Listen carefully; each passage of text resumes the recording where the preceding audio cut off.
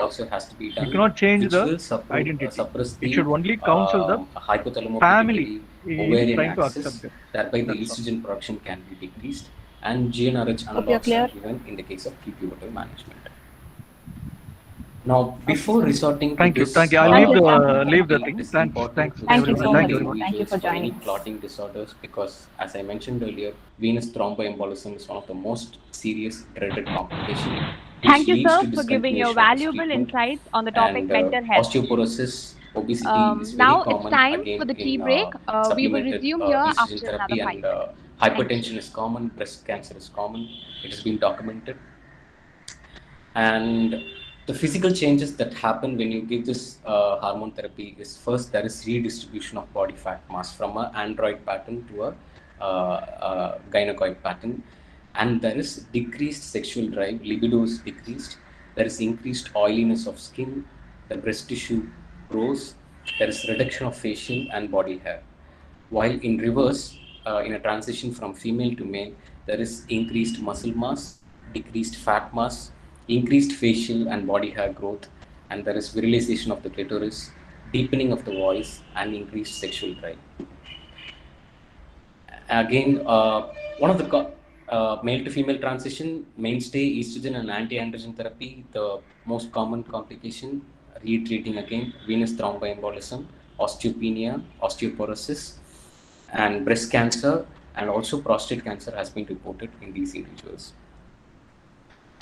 While in that of female to male, with excess androgen treatment, there can be a male pattern hair loss, frontal balding can be there, or a central disappearance of hair can be there. And interestingly, loss of vaginal lubrication, cessation of menses, and suppression of fertility. Now you can ask a question that these are the three target effects that you want when you start the therapy. But the problem is, till the time a person has gone for a gender reaffirmation surgery, where they go for reconstruction of the genitals, till then, loss of this lubrication or cessation of menses sometimes could be very traumatic to the patient, and hence it's listed as the list of complication of cross hormone therapy. And it is also an important point to note that most individuals who resort to cross hormone therapy wouldn't always also resort to a gender reconstruction therapy. There's a big number difference between these two. Now coming to sex reaffirmation surgery, I think it was discussed quite detailed in the previous session. So I'm just only touching the functional parts of it.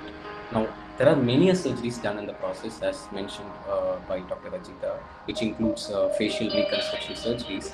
Though all of them are considered as a part of sex reaffirmation therapy, the genital reconstruction and surgeries related to genital restructuring is considered as the most important mainstay treatment of sex reaffirmation surgery. In the case of male to female transition, penectomy, gonadectomy, which is orchidectomy basically, and reconstruction of pseudovagina is the mainstay of treatment. While in the case of female to male transition, hysterectomy, oophorectomy is just a removal of the existing organs, and phalloplasty, again discussed in detail in the previous session, and metoidoplasty is done. Now, from functional point of view, one important thing is in phalloplasty, though we have a reconstructed tubular organ, which in a way is like mimicking penile structure, male external genitalia, simulating its function becomes the most difficult part. So here they say that 10 to 20% of kind of a pseudo erection is felt by the subjects, but they do not experience the normal thing as that of a male sexual organ. So to mimic that, they add this penile processes, which is inserted, which gets erected on a bladder inflation, which is used for phalloplasty to be successful. While in case of metoidoplasty, it is virilization of the clitoris. So they say the organ is small, but the erectile function is more real when compared to a phalloplasty. And this is a prosthetic that is commonly used in the case of a phalloplasty. And the next important point is talking about fertility preservation. Especially now, again, the people who seek this gender affirmation therapy, you can classify them broadly into two age groups. One is people who have had a sexual life, who are matured enough, who were in a relationship, who had children, and then finally they had this, they made this big decision of their life to transit. They may have living offsprings. They decided to transit, classically as the film example from Super Deluxe. While there are increasing number of individuals in the prepubertal and adolescent age group who have awareness, who have gender dysphoria, and who are seeking therapy these days, with the age group of 18 to 25, who have not had a relationship, who are not in a sexual life. And considering the future of these individuals, during their counseling sessions, they need to be given an option of fertility preservation. Now, in fertility preservation, if, for example, they are transiting from a male to female, the options that are available with them, just in case they wanted to have their own offspring, which they are not able to achieve in a trans woman status, they can always do a sperm cryopreservation, surgical sperm retrieval, testicular tissue cryopreservation, and spermatogonium cell cryopreservation. Now, even on a global scale, the fertility preservation has not been documented well. And in one of the study, when a questionnaire was circulated about why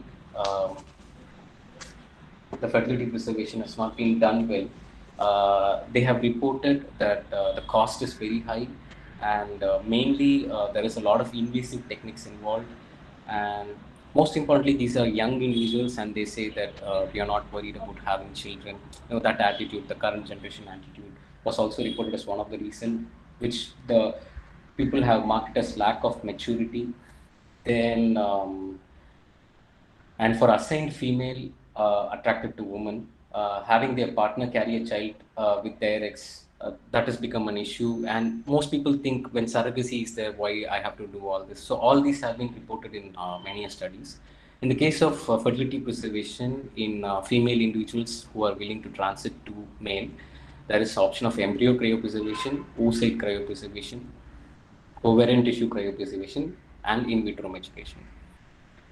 And now, what are the challenges associated with all this? Now, for me, as a speaker in this session, even for me to gather all these materials, see the overwhelmingness that I had when I was going through all this content in itself was, I mean, it's all new. It's a kind of sounds unheard of, and now imagine someone like from a South Indian city like Chennai, Trichy, Salem.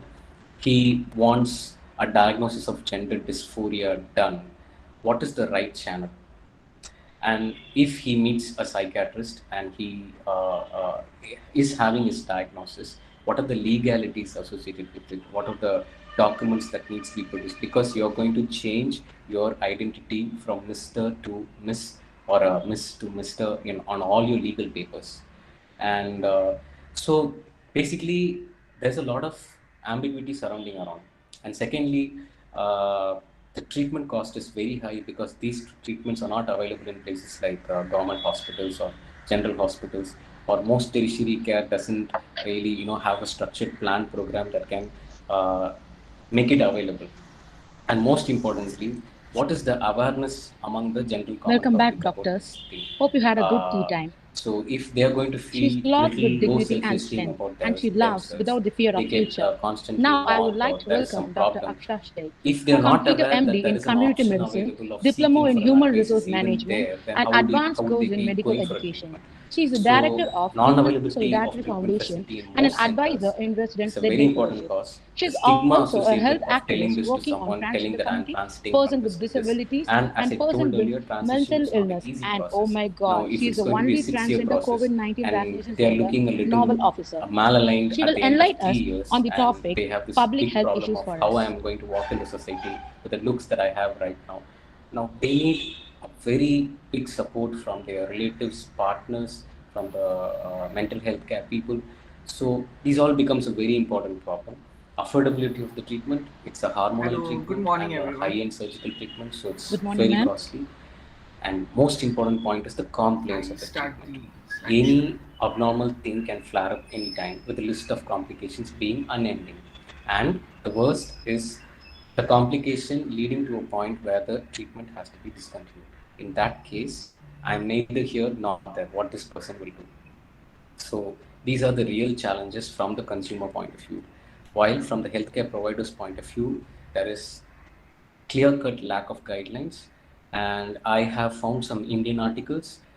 Most of them re-quote WPATH guidelines or SOC, Standard of Care version 7. Now 8 is on the way.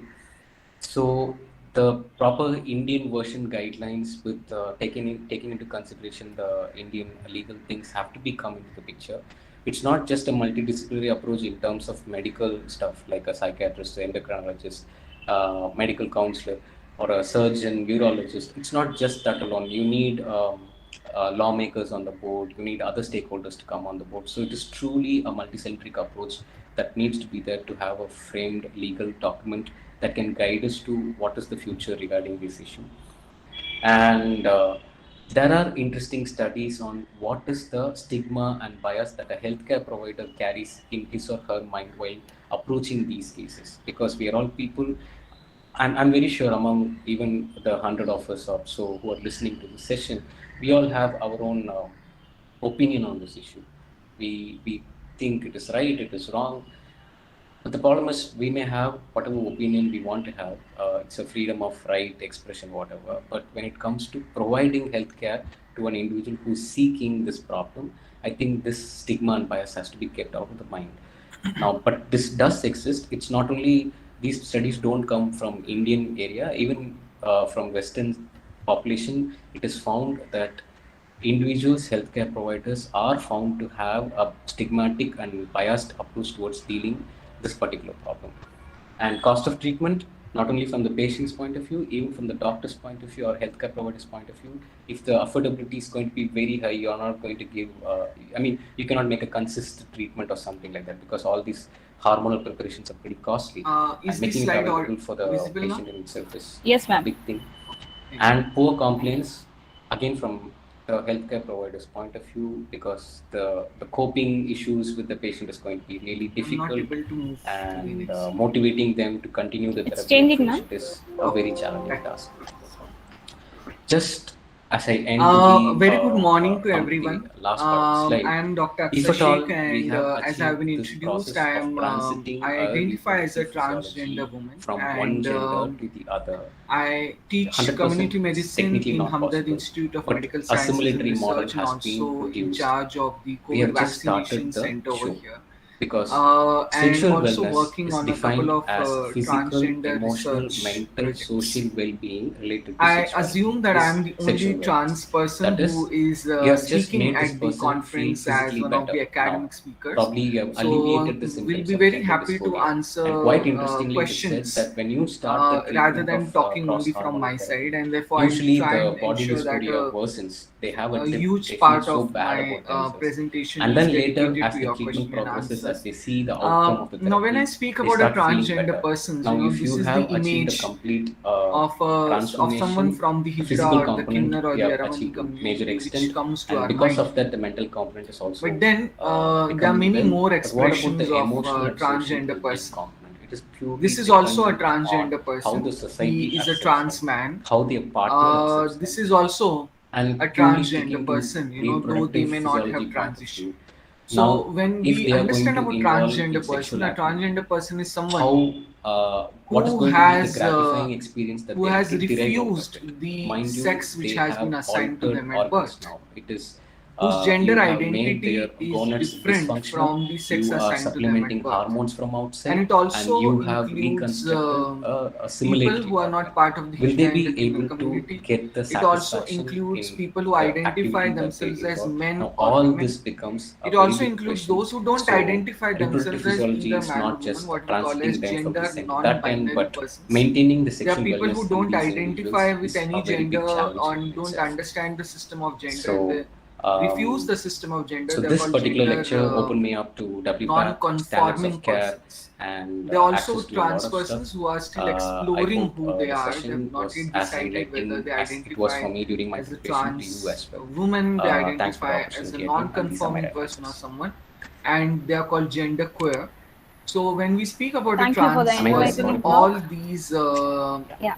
identities, Thank you, all Dr. these Madhavan. varieties of We trans have person a should be few remembered. comments as well as queries. One of the comment I'll Now, just read out. though the problems of the trans persons have From been Dr. Niyati highlighted, I Panda. think it's As okay per to the previous repeat them once presentations, again. it should be gender affirming So surgery. there is a lot of I come discrimination across which is these faced two by the terms. transgender Some of them community call it because we gender look affirming different, surgery, because some of we them call it act sex differently, reaffirming because we are surgery. different from other people. So, depending on the literature And that you refer, therefore, these terms have been used the opportunities in education are very little. almost synonymously. Most of the trans I saw people both are of these not being able used. to get And a I school referred to education. SRS Also because forget most of the about literature that other I was professional looking for educations like resorted to the medicine or usage of engineering SRS. or so on. Okay. And From therefore, Dr. Ranjana once you Kumari, do not have in-depth education, the talks on future different topics. opportunities Dr. in Madhu terms and of there is helpful. employment, in terms of Thank you, Dr. Ranjana. being on the A decision-making query from table, Dr. Usha all Nandini in these Marimuthu. opportunities are not given, Reproductive and and there fertility is issues further aside, what about the marginalization of the sexual community. functioning of So these it's very individuals important after a that the transformation discrimination at surgery? the school level ends. I think my So last that the slide I was trans just talking community is about it, the able to WHO get a definition proper of sexual education wellness and all that. and then I make a think life for themselves. The most Most of the challenging trans one is people female to male do not transition have from a especially formal this job, particular thing point of view, a paid, because respectable job, and that is why again even we were talking when a about company like, for example, Metro announces reconstruction that a few and transgender persons are being metauroidectomy. hired, So it where becomes what national happens news. is you can create a tubular structure. It is but so how can rare you for a simulate transgender the person direction? to And get that a is where formal we job start that having it this is a national news. It's a simulatory breaking news for us. equipments put So you can inside understand that test how penal much we processes have done being put injustice inside, to the and transgender community. people have to Now, when we speak about the it's like transgender community, how do they make a living? it's like they have to get They make a living accommodated to by this doing new begging, by of giving what they have moved badhai, into, by and they have to sex get used work, to that, and it's a process or by by itself. And there's a wishing very the interesting families on the article birth of a child or which I have on quoted marriages. in one of And there is a my lot of references. mythological It's reason a for review that. article called "Supporting Sexuality and Mythologically, Improving trans Sexual persons Function in have been Transgender given Person." a special Here status, they talk in and detail that's about why this topic, and I they are able to primarily use touched it that, upon to because of its give sensitivity. badhai and get money for Maybe that. you can have a read at this article. But unfortunately, Dr. a Usha. lot of trans persons are also I'll forced just post the into reference in doing there. sex work because they do not have We the have option a of query any from better Dr. opportunity Vanati Vimal. available to them. Yeah. And Dr. because of being Vanati, involved in the sex work, you it can puts ask the them at query. a higher risk of diseases, both physical and mental. It also makes them at a higher risk of getting sexually transmitted infections, including HIV. Okay, maybe that It might pushes be them more into mistake. substance use. So, yes. Into Then even another comment. including, Amazing talk by Dr. Malan, or especially like the using practical. intravenous injectable. So, any other queries? drugs. If not, And somewhere as a society, I'm we actually, have not given if them I may enough take 30 opportunities and seconds, forced them into doing I'm this. thankful to the organizers because I had a lot of practical When issues it comes to coming up for the this thing because health I had one of my services, family member remember hospitalized. that I'm doctors, in a makeshift nurses, arrangement and taking other the session healthcare in a hotel professionals room. also come from the So same basically, thanks for society, putting up with me, which is and discriminating against the thanks for this transgender opportunity. persons. And therefore, the doctors are also human beings. from the at organizing end of the committee, day, we the are same sorry human for beings your coming from the same trouble. society. But then And therefore, the we appreciate discriminatory all your efforts towards attitude this conference. is also present Thank you, Dr. in Madhavan. the entire Thank healthcare you. system. And when I say healthcare system, it Thank you, starts Dr. right at the Madhavan, security for guard educating who's us posted thoroughly at on the this topic. entrance of the Destiny hospital. may ride with us It today, includes but the there is no reason reception for counter it clerk interfere with who lunch. gives the So let's OPD have a paper. small break for lunch. It Post lunch, we includes have 3 more the sessions. doctors who Dr. see K. the Banu patients. It includes talking on lab transgender technicians brain, who have to draw Dr. blood S. from Sivasalam transgender on topic persons. Beyond Binary, It includes Research in Transgender counselors, Medicine by Dr. nurses, Aparna and Menon. so on. The e-seminar And therefore, has if the been healthcare emailed to system has to delegates, change, so each and kindly every please check person it. involved in The the healthcare conference will system start has to again be by 1:30 sensitized p.m. Thank and you, made everyone. aware of the rights of the transgender persons. There is also a lot of problem when it comes to transgender persons loving another transgender person. When it comes to their civil rights like marriage, currently the marriage laws with the various marriage laws in India are only for marriage between a man and a woman. So this is essentially denying the transgender women the rights to their marriage. There are also no rights for adoption, for surrogacy, and for other civil things like inheritance also. So there is a constant fight that the transgenders are waging against the legal system for getting their due civil rights also. A lot of trans persons also want to change their body so that their body conforms to the gender identity that they have. I'm sorry if this picture is triggering or if you feel a little anxious after looking at this picture, but then this is how the trans bodies look like also, and this is also a depiction of the trans bodies, and this is a normal body, and therefore we should get used to seeing this and used to normalizing it, and understanding that this is also normal.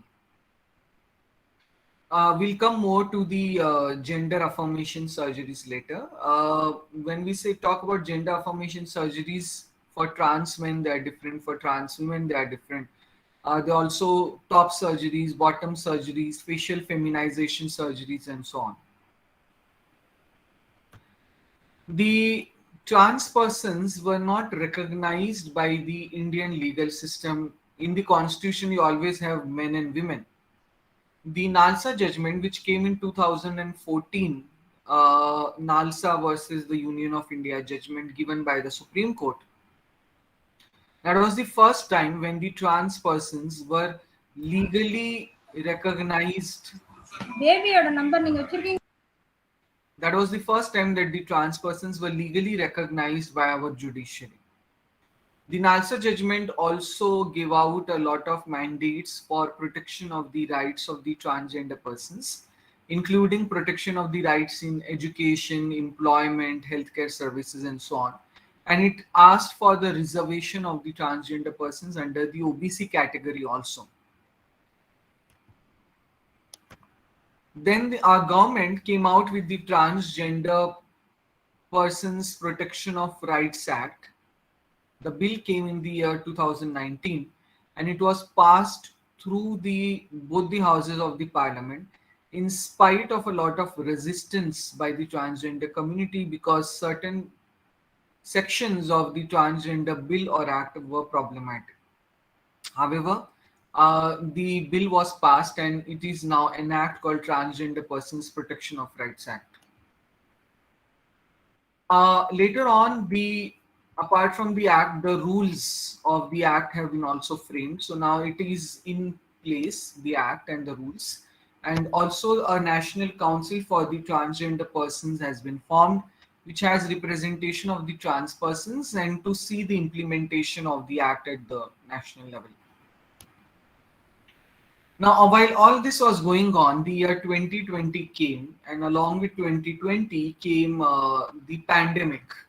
And no topic of conversation can happen without talking about the impact of the COVID-19 pandemic on the transgender community and how it has disrupted the life of the trans community members. So first of all, there was a lot of domestic violence which happened. We have seen in a lot of previous presentations that the trans community faces domestic violence. I'll just plug into 1 second.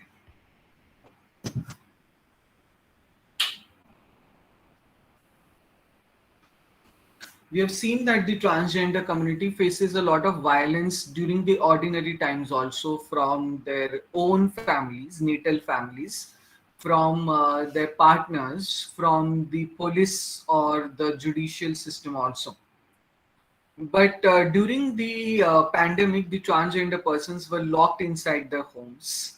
Those who were living in the hostels had to come back to their homes, and the domestic violence increased.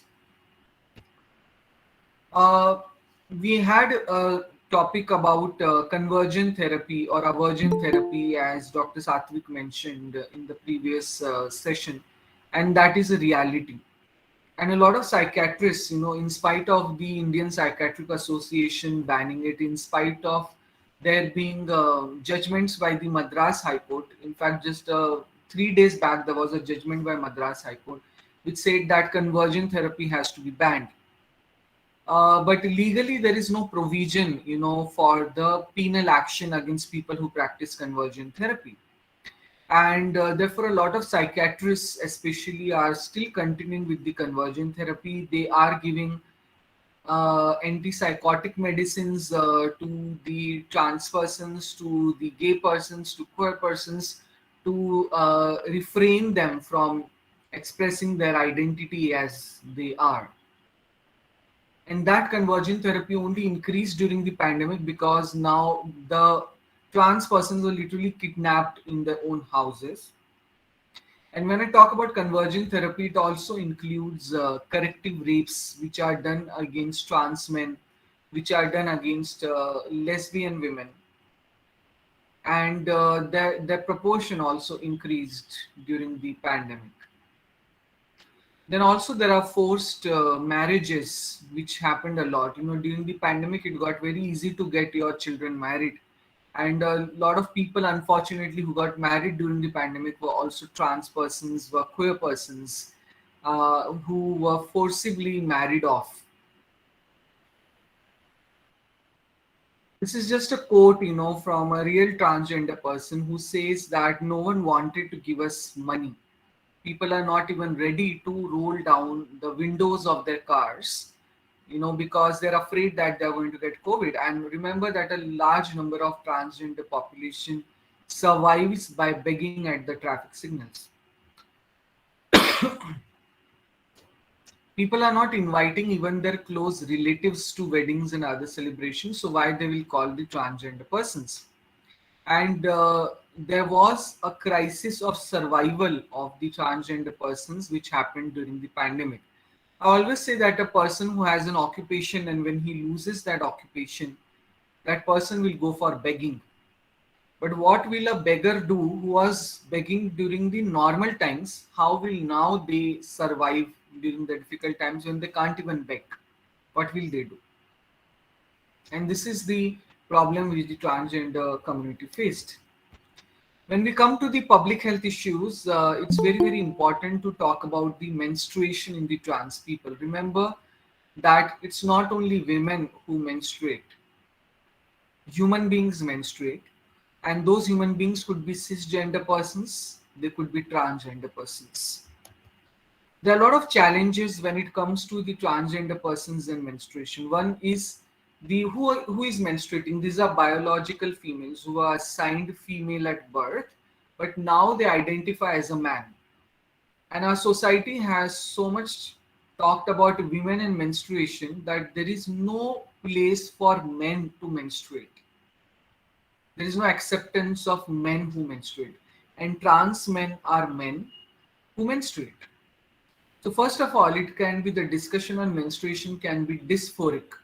Dysphoric means extremely uncomfortable for the trans men because they are men and they don't like to accept that they also menstruate.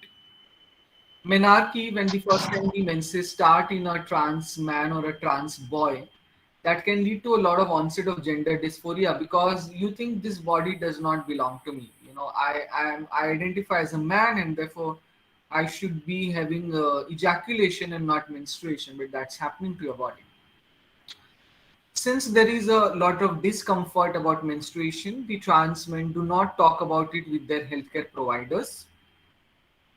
Apart from bleeding, other symptoms associated with menstruation like abdominal cramps, like nausea, bloating and all can also be dysphoria inducing for a trans man. Very importantly, where are the facilities in the men's washroom to change the menstruation products?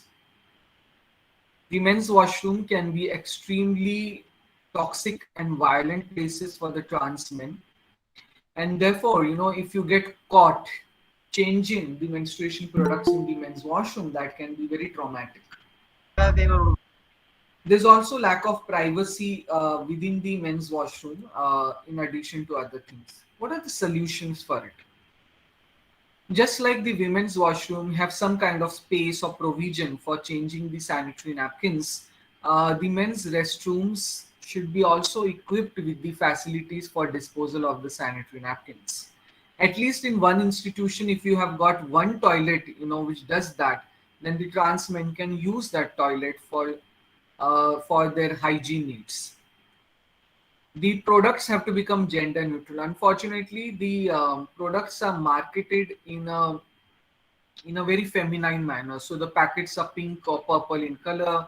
The product names are feminine, like she or so on, and therefore it has to become gender neutral over a period of time. I mean, why a sanitary napkin can't be black in color, or why can't it be in any other color? Why it has to be pink in color?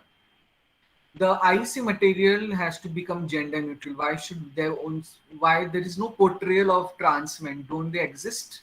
They exist, though they may be small in number, but there is no gender neutral IC material available. Instead of calling them feminine hygiene products, to make it gender neutral, we can call them as menstrual products or sanitary napkins. Instead of saying women who menstruate, we can say people with periods or people who menstruate. That is also a gender neutral term, so that, even if it's a minority, the trans men feel included, feel safe, and feel comfortable. Since we are talking about public health issues, it's also important to talk about screening, including screening for cancers. And I'll be speaking about breast cancer screening amongst the trans women. Trans women are those who were assigned male at birth. They are biological males. But later on, they affirm their gender identity and may even take on the physical form of a female body due to the hormone replacement therapy which is taken. So trans women take estrogen, and that leads to the development of the breast to some extent, though it does not go very far, like cis women. It's only Tanner stage 2 or 3. But the development happens, and in addition, they also may get surgical implants, breast implants done to look like cis women.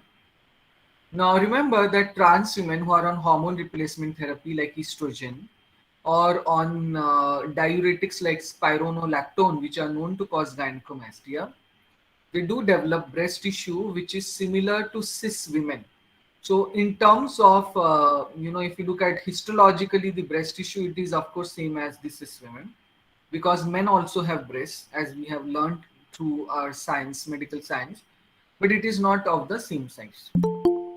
This breast tissue in the trans women is also susceptible to breast cancer, just like the breast tissue in the cis women is susceptible to breast cancer. Use of hormones like estrogen and progesterone increases the risk of breast cancer in cis women. We know about that, especially in the elderly women and when taken for a very long period of time. Though we do not have any definite evidence of whether estrogen and progesterone increases the risk of breast cancer in trans women. Trans women who are more than 50 years of age and who have had more than 5 years of HRT, therefore, should take an annual or once in 2 years mammography screening for screening against breast cancer. There are also trans men who have been assigned female at birth who may have developed breasts, and if they have not undergone surgery, then since they have breasts like cis women, they should also undergo screening for breast cancer between the age of 50 to 65 years of age through annual mammography. Another important point that we must look at is the cervical cancer screening amongst the trans men. Trans men are biological females and therefore have a uterus, cervix, and vagina like cis women. And this cervix can also have HPV infection and later on cervical cancer. If you look at the incidence of the cervical cancer in the cis persons and in the trans persons, then it is same. It is the same cervix which is present, and therefore it's the same. Many trans men have not undergone gender affirming surgery and hence retain an intact uterus and an intact cervix, which can become carcinogenic. Regular screening of cervical cancer is therefore crucial in the trans men. And pap smear, of course, is the most effective way of screening, and therefore all those who are above 21 years of age and sexually active should get it every 3 to 5 years, as is the recommendation for the cis women. In addition, the HPV vaccination, which we offer to the cis women, should also be offered to the trans men as an effective prevention method against cervical cancer. We had talked about HIV in the last presentation also. HIV is a disease which is sexually transmitted, and trans persons also have sex, and that sex can be a high risk sex, and therefore the HIV prevalence, in fact, if you look at the data, it is highest in the transgender persons. When I say transgender persons, it is highest in the trans women who are sex workers, and especially those who have anal sex as trans women. Anal sex receptive partner increases the risk. Less usage of water-based lubricants, less negotiation power, multiple sexual partners, all these are contributors to the high prevalence of HIV in the trans persons. Just to give an example, in some of the trans communities, the HIV prevalence is more than 50%, which means more than half of the people are HIV positive. And condom use, either using the male condom or the female condom for even anal sex, is an effective way of preventing HIV. Let's also talk about PrEP. PrEP stands for pre-exposure prophylaxis against HIV. This is taken by HIV negative people for prevention of HIV because they are involved in high risk sexual or other behavioral practices. So PrEP is a medicine which is taken to prevent HIV infection in HIV negative persons, and the good thing is that it can reduce the risk of HIV by 99%, the HIV which is transmitted through the sexual route, or by 74% the HIV which is transmitted through injecting drug use.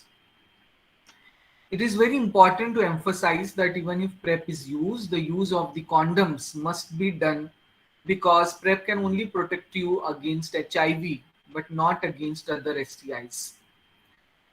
It has to be started at least 1 to 3 weeks before the high risk behavior starts, so that the drug concentration in the body is sufficient to prevent the transmission of HIV. HIV test is needed before starting PrEP because it is only given in HIV negative persons. So if you are HIV positive, then there's no point of taking PrEP. Unlike ART, which is taken lifelong, PrEP is not taken lifelong, but only for periods when there is an ongoing risk of HIV infection. So it can be taken, for example, you must have heard about festivals that the trans persons participate in, where they may have multiple sexual partners and multiple sexual encounters.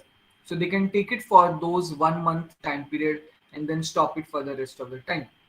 So remember that PrEP can be stopped and it can be restarted, unlike ART, which once started has to be taken lifelong.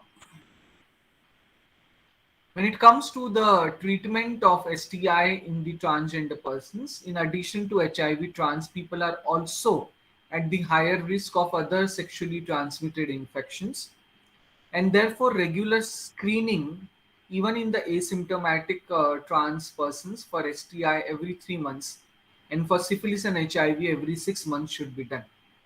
So an HIV test and a VDRL test should be taken every 6 months by those who are involved in sex work, especially, or those who have multiple sexual partners. In addition, there is we also need to have asymptomatic treatment using azithromycin and cefixime, which protects specially against gonorrhea and against chlamydia. Most of the STI treatments are single dose, and some may last more than a month, but it's very important to emphasize that they continue the treatment even if they feel better. And one cannot overemphasize the importance of using condoms, male or female condom, every time the person is having sex. When it comes to the lives of the transgender persons, and especially when we speak about their mental health, the statistics are very poor. Unfortunately, we do not have sufficient research from India, and most of the research is Western. And the Western countries are much better than the Indian scenario if you look at the mental health of the trans persons. And if it is so bad in the US, then you can only imagine how bad it must be in India. So 41% of the transgender adults in their lifetime have attempted suicide. You can imagine how many persons have thought about it. 50% of the transgender persons have experienced discrimination, victimization, or violence at the school. 63% have suffered physical or sexual abuse. 69% have experienced homelessness, and therefore they are staying away from their natal families, from their biological families. And 57% have families that do not speak to them, that do not see them, including their close family members like their parents. When it comes to suicide, trans individuals often struggle in silence. They resort to ending their lives when nothing seems to work out and nobody seems to be accepting their identities. Rejection is often encountered by the trans community members at multiple levels, at family level, at workplace level, rejection by even their close friends at schools, colleges, including medical colleges, or sometimes even within their own communities, transgender communities also, they may be rejected.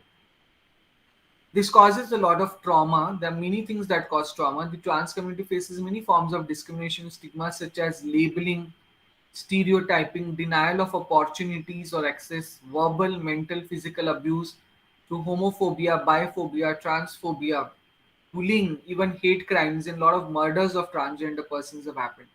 And it becomes a huge stress to then cope with your identity. And such traumatic experiences can manifest in the form of psychological ill health like PTSD, depression, anxiety, panic attacks, etc. As mentioned in the previous presentation, substance use is quite common in the transgender community as a coping mechanism to the stresses. So trans individuals often can get started on substance use, and it can become a substance use disorder. There's a lot of problem of homelessness, as we have discussed. And amongst all this, there is inadequate mental health care. In India, the mental health care is inadequate even for the cisgender persons, for the non-transgender persons. So you can understand how much is the access of the transgender persons to the mental health care. And it is very important that compassionate and empathetic approach is shown by the healthcare provider so that the trans community feels safe in accessing the healthcare. Now, what are certain things that mental health experts can do and that even doctors can do, that even we as a society can do? First of all, be an advocate for the transgender acceptance in your religious community, in your spiritual community, for acceptance, love, and support to the transgender persons. It is very easy to speak about trans rights in a conference setting. But if you can do that in your church, in your temple, in your masjid, then that is a true test that you are an advocate for the transgender rights. Because these are the places from where a lot of discrimination starts. Try to create supportive and inclusive workplaces, neighborhoods, clubs, and organizations in your community support outlets. So the question which was asked by Divya as to how, for example, we can create trans-friendly medical institutions. So it's important to create support groups where not just trans persons but queer persons, can come and talk about their issues. They can talk about it with their teachers, with their peers, and so on. Speak out against the discriminatory language or jokes which are made at the expense of the LGBTQ people. So wherever you find an opportunity, if it is in the media, there are films, which make comic characters of trans persons, write about them. Educate others to increase the understanding of the community and their challenges. Start speaking about it at your family. Start speaking about it to your children, because they also need to accept the trans community. Learn and advocate more about the human rights laws.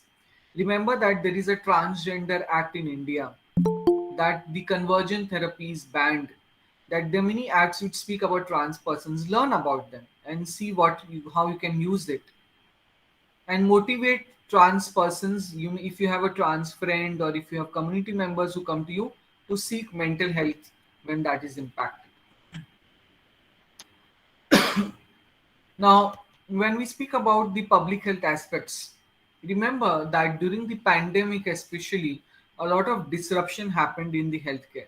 We know that how the hospitals were converted into COVID dedicated hospitals and how they faced challenges in providing services. And a lot of healthcare service which is provided to the transgender persons was also disrupted during the pandemic. This includes providing general healthcare.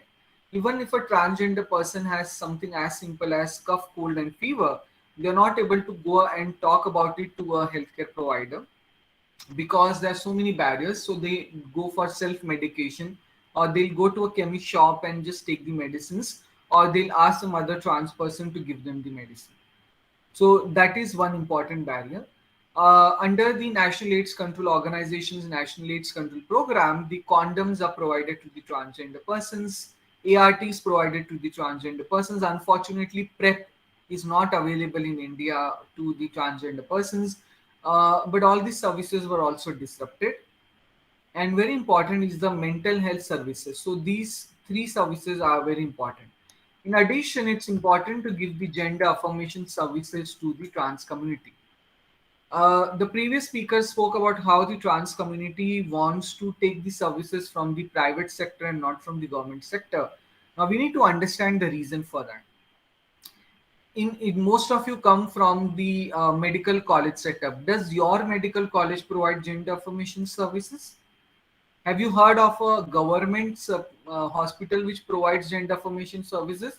It's very rare and it's only in a few states, like for example, Tamil Nadu, Kerala, Bihar, and so on. But in most parts of the India, the trans people are not provided gender affirmation services through the government system, and therefore they have no option left but to go to the private sector.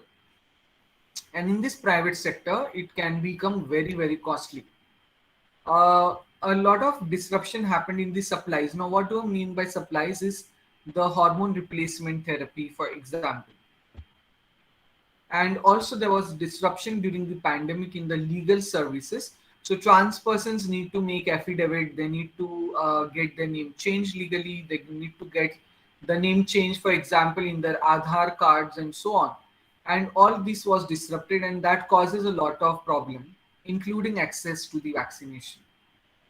How did the trans community support itself during the pandemic?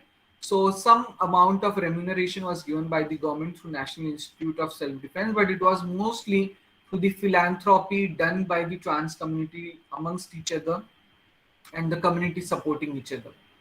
16 January 2021 was a very landmark day in India because that was the time when vaccination was launched for the healthcare workers and later for the frontline workers, later for elderly, and finally for all the 18 plus people in India. This is my photograph of taking vaccination on 16 January 2021, making me the first transgender person also in the country to take the COVID vaccine. As I mentioned, I'm also the in charge of the COVID vaccination center over here, and unfortunately, I'm the only transgender person who heads the COVID vaccination center over here. This was covered widely in the media. But the problem is an ordinary transgender person is not able to access the vaccination. There is fear and lack of government outreach, which is fueling vaccine hesitancy in India's transgender community. They're afraid of going to the vaccination center, that people will discriminate against me, you know. And that is why if you look at the figures, India's transgender community has been left out of the COVID vaccination drive, in the sense that even if the service is provided, it is not being used. It is not being used because we need an Aadhaar card to access vaccination, and many trans people do not even have the Aadhaar card in their own name and gender. But there is hope in the sense that some of the states have started separate vaccination centers for the transgender community and are motivating the transgender community to get the COVID vaccination done.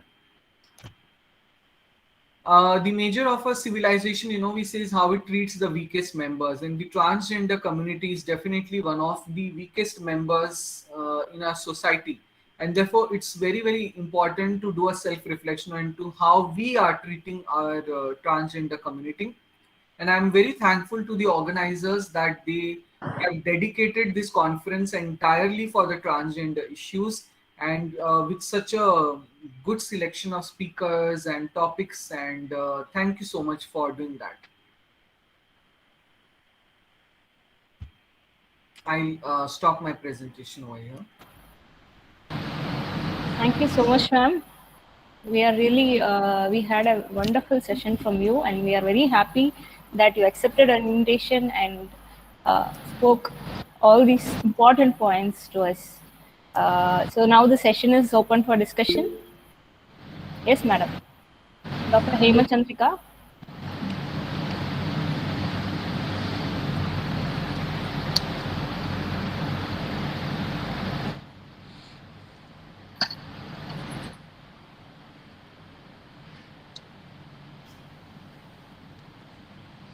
Hello. Yeah, hello. Yes. Hello. Yeah, Dr. Suma here. Yes, ma'am. Assam, ma'am. Actually, there are no queries, but just wanted to thank you for enlightening us with the social problems faced. And maybe a lot of us have not thought in that aspect, like as you mentioned about the restroom issues and then how the pandemic has affected. That was all very enlightening, and we surely will spread the word and make things happen in a right way, ma'am. Thank you so much. It's very nice to hear, because I always say that trans community alone cannot change the system, and we need support of allies and each one in the society to change the system. Thank you so much. Yes, ma'am. Thank you. Thank you. Thank you for the Hello. organizing team for having chose this topic, actually. Hello. Thank you, Dr. Suma. Yeah. I'm Dr. Hema Chandrika here. Yes, ma'am. Yes, Question to madam. If the trans people, they are counseled at the age of menarche, at the puberty, can their sex be changed, like they assign to their birth sex itself? How helpful it will be? Because they face a lot of problems in the community, once they attain their sex, birth sex. Right. What's your one thing we need to understand, that the trans persons have one type of body and the Yes. brains of the another type. But when it comes to changing the sex, or what we now call, we don't use the word sex change now, we call it gender affirmation surgery. These procedures in India have to be done after the age of 18 years only, because then they can give the consent. This is about their entire life that can be done. But what can be done at the puberty is called puberty blockers. So you have, for example, GnRH analogs, which can be given to the trans children to block the puberty for a few years. And later on, if they change their mind, you can stop giving them and they will get a delayed puberty. And if they still persist to be a transgender person, if they think that this is what they are, this is who they are, then they can continue with the hormone replacement therapy later on. Counseling will help, no, madam? See, you can't change someone's psyche. You can't convert a gay person into a straight person, even by counseling or even by shock therapy or conversion aversion therapy. But you can help them accept themselves as they are, so that the mental health problems are less. More of rehabilitation centers the government should this thing to help them. Absolutely. Yeah. A lot of trans persons, unfortunately, are not able to get married. They don't have their biological children. They don't have a support system. They're away from Education should be free one for them. Thank you. Not just education has to be free, but also the schools have to be trans friendly. If I'm a trans child and I go to school and I get bullied over there because I behaved like a girl in my childhood, though I look like a boy, then how am I going to continue in that school? So it's very important that our children, our school teachers, everyone is sensitized about it. People like you who are educated should motivate the others also. We are doing, yes. Our bit. Thank you, ma'am. Thank you. Yes, another query from Dr. Nalini. Yes, Dr. Nalini. Yes, I have wanted to say about the vaccination centers. Yes, Dr. Nalini, your audio is breaking. I have a suggestion about vaccination for transgender. Yes.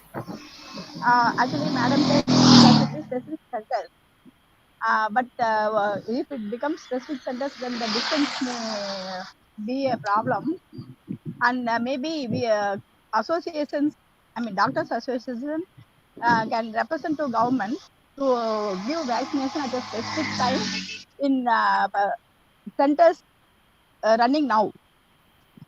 There are 24-hour centers, COVID vaccination centers now running, and there can be specific timing for the transgenders to get vaccinated. That is one, and we should represent to government to announce the timing. So I think that individuals representing associations representing will be better taken. That is one thing, ma'am. And the other one, I have a doubt. Usually, people, social workers, they say if we give money or material to beggars, then that may be a way they are being actually they are being what it is. There will be someone benefited out of that, and people will be just like. And is it the same with transgender people also, or it is not? When they come, can we give money or material? Yes, yes. Is my doubt. Understood. Question understood, Dr. Nalini. Yes, ma'am. Yeah, Accept. I'll answer that. Yes, So ma'am. the first question is, instead of separate vaccination centers, can we have a separate timing for vaccination in the available centers? See, why do the trans people why are they afraid to going to the vaccination center? Because the staff over there is not trans friendly. Now, if we just change the time, then it is the same staff who was there, previously. So it's very important that the existing staff in the entire hospital, I'm not just saying vaccination center, has to become trans sensitive. They have to be sensitized and told that these are normal human beings and you have to treat them with respect and dignity. Only then that's possible. Now, till that time that happens, it may take many years for that to happen. Even we say that in one district, at least one center should be available for persons with disability, for transgender persons, where the staff is more sensitive. It is easier to train one center staff in one district than to train everyone in the district. So it's a short-term measure for the trans people to go to a vaccination center where they feel accepted. Coming to the second question, when it comes to begging, even I have a policy of not giving arms to the begging because I know that it furthers begging. But then you need to understand that the trans people don't have any other option.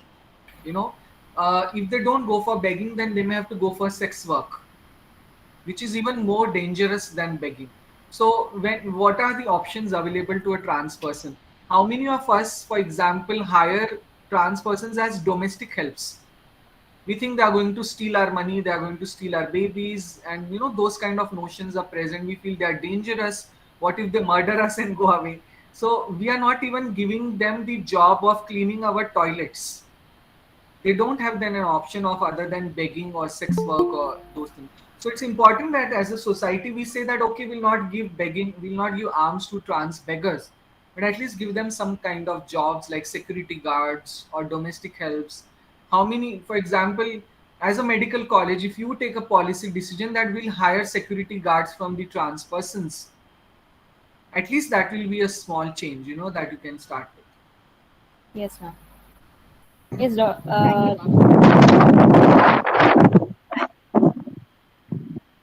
Another query. As health professionals in public health, what suggestions do you have on how to teach the community regarding the issues of transgender health, especially school children and their parents? See, this has to come through the national education policy. As you know that the national education policy 2020 has been launched, and it does speak about giving gender sensitivity. But when we speak about gender sensitization, it's only about sensitization for women or sensitization for the girls. We need to make it inclusive for even the gender which are beyond male and female, that is the transgender persons, and make it inclusive for that. And it has to start with the teachers first because they are the ones who have maximum contact with the children. So the teachers have to be sensitized on how to identify the trans students, how to ensure that they are comfortable, that they are not discriminated against, and they don't drop out of the schools.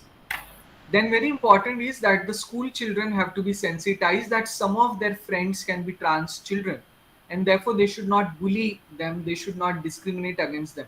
They also, for example, children with mental retardation, as we used to call, now it's called intellectual disability, who may be slow learners, and we teach our children not to discriminate against them. Why can't we teach our children to not discriminate against the trans persons for that matter? So it has to start with school teachers and with the other school children. Yes, ma'am. Thank you. The another question is, ma'am, how you cope the change in you? Help from family or friends? See, I realized about my gender identity at the age of 20 years when I was in the third year of the medical college, and I disclosed that to my family members, and they were taken into confidence. But I didn't find any acceptance. I had to leave my home from Mumbai and come to Delhi to undergo transition. So unfortunately, I didn't get much of family support to start with. But now it has been 4 years since I have transitioned, and now I have started getting some support from my family, and I have huge support from my friends, and that really helps. Yes, ma'am. So the next query is, how do we address the queer phobia in medical textbooks, ma'am? See, it's very important that first of all we identify that there is queer phobia in the medical textbook. So there has to be a review of the medical curriculum. Start with the first year subjects. We speak about male reproductive organs, we speak about the female reproductive organs. We never speak about transgender bodies. There must be some anatomists in this conference. Have you ever Yes, seen sir. a transgender cadaver, for example? Why don't we give a transgender cadaver to our students when we say that these are also normal bodies? When it comes to physiology, we have disorders of sex development, which is now called differences of sex variation. So that has to come. You go to a textbook of forensic medicine, it still uses words like sodomy, and lesbianism as sexual perversion. So first and foremost, identify such things in your medical textbooks and curriculum and ask the authors and publishers to remove them. Don't use those textbooks until unless it is removed. Make sure that the teachers get a contact with the transgender persons. Invite transgender persons to your medical colleges. Invite them to interact with the medical students, with the doctors, with the staff over there, so that they're sensitized. And very importantly, ask the National Medical Council to include the competencies for trans affirmative medical curriculum. How you can include, for example, if you want to take consent from a transgender patient, you're not prepared as a doctor to do that. If you have to do the pap smear of a trans man, you are not Hello? prepared to do that. That has to be taught in the curriculum. That has to be included. Yes, ma'am. So as you mentioned, I have never come across the word transgender in physiology textbooks or anywhere Hello? in the curriculum. So that was the first point that made us organize this conference.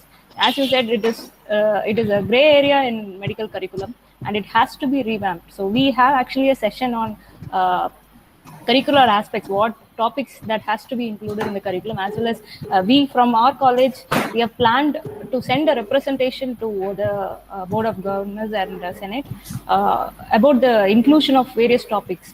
After this conference, we are planning to make a draft and send. So I hope the other... You can share the draft. I can also Can we do just mine, see whether the because slides I'm are also loading? working on changing the curriculum. So we'll Yes, be sir, happy sure, to ma'am. collaborate. Okay. Sure, ma'am. I'm I'll there. associate with you.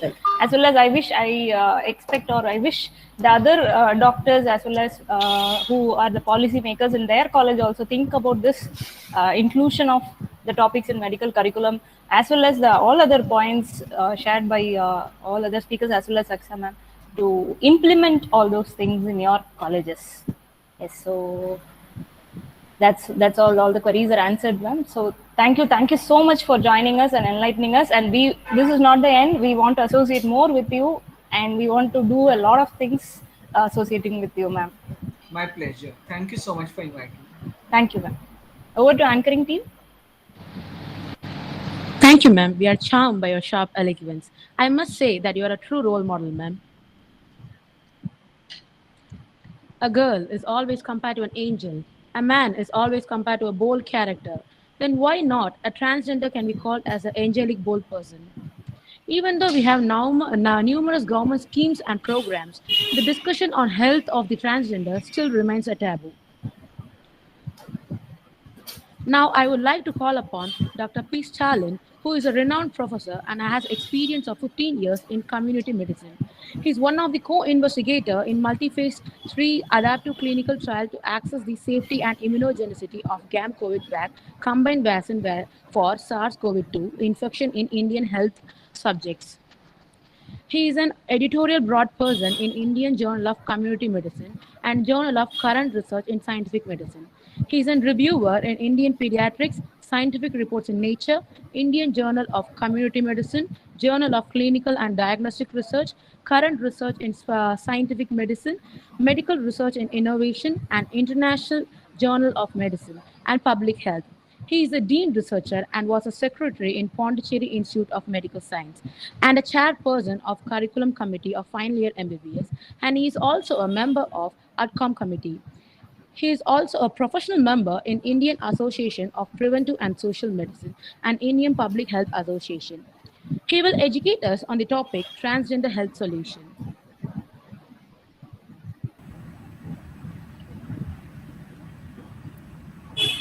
Hello, good afternoon. Are you able to hear me?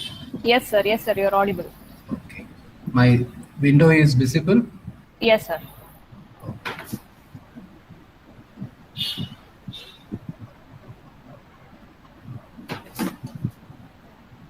So first of all, I would like to thank the organizers, Department of Physiology, Dhanalakshmi Srinivasan Medical College, for organizing this conference and inviting me to be one of the speakers. So this is my pleasure to talk about transgender health during this conference. And I am very glad to hear from my previous speaker, Dr. Aksha Sek, very inspiring story about her. And whatever she shared, it's really very enlightening and very specific solutions which she has provided. Definitely, it was a great education for each one of us. So now I am going to talk about the solutions and the way forward for transgender health. So this will be my outline of presentation. First, initially, I will talk about transgender health and health problems. Even though it was mentioned let in me see detail whether by the it's previous possible speaker, from my I end. just reinforce few things. So I go to this And what are the slide possible share, solutions? How we can address these health problems? Or And entire also screen, a about window, a transgender tab. research in Tab, our I'll put. country. What is the Ma'am, way forward? entire screen if you want to do the slide share view. No, but I've Sex opened and my gender, PowerPoint in something. How I do I know share it last here? Ma'am, yesterday there if was you a do session one taken window by only, Dr. then Divya, but it will still I be thought I will just, just it reinforce will some not be in the basic slide concepts. share view. So sex is biological No, how do I based go on to the slide share view? chromosomes and the So you have to present your reproductive entire organs and screen genitalia and and then the go organs. to your presentation. Whereas gender is something That's it. how If people you come act, back, My then behave, how presentation. they feel I'm about putting my themselves. entire screen. Where is Maybe my in terms of presentation? roles It's and here. responsibilities, attributes, and entitlements. I'll put share. So gender identity Are you is seeing? each person's deeply felt internal and individual experience of gender, which may or may not correspond with the sex identity. Whereas gender expression is like external characteristics that are socially defined. Not able to It see? can be You're able to see. masculine or feminine, mostly with it's respect buffering, to ma'am, how one we second. dress, the mannerisms, how we talk, and how we interact in the society. So transgender persons or individuals of any age or sex whose appearance, personal characteristics, or Not behaviors visible, ma'am. differ from stereotypes how You can share. men I'll and stop women sharing. are supposed to be. Okay? Okay. So when it I'll stop differs, then we sharing. I'll call just them as change my transgender background. people. How do I do that?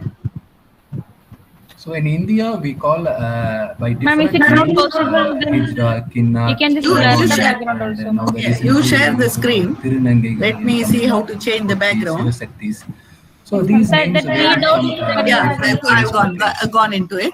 Let me see. So according to Census 2011, the population of transgender in our You're seeing a country is different background? about Yes, 5 ma'am. lakhs. Okay. So you can see out of this, almost that's okay. 22% of them belong So to can you scheduled just share caste it and let me see whether it's so we opening in already yours? know people from this background, they are not given full opportunities, and almost 25% of them belong to that category. Yeah. So still Okay. more their rights and Just run their through. Okay, benefits fine. are not provided to So them. this will be the screen. And you can see almost a significant number are children. Yeah, that's the first and slide. the literacy I rate want is with that. only 56% among transgender I want that slide as persons. the first one. So, and majority of them, they live in states like Uttar Pradesh, I think you can Andhra stop Pradesh, sharing. Maharashtra, Okay. Bihar, West Bengal, Right, and it's going Tamil Nadu. Go to the first slide. But we can say like now it is 2021, so we don't know this So you tell me number when is to start? definitely much small. And Yes, there ma'am. is We'll also start high in chance 5 of minutes, ma'am. underreporting. We'll give you an introduction So and you can the start. number has to be revisited. So what is transgender health? So we all know the definition of health, a state of complete physical, mental, and social well-being. So here I will just like to add the word transgenders. So here two things which we have to emphasize is the mental and social well-being, which are very much missing among the transgender people. So to understand about health, so we have to understand the determinants of health. So the social determinants of health are like education, the employment, the economic status, the society support, the environment in which they live, access to healthcare.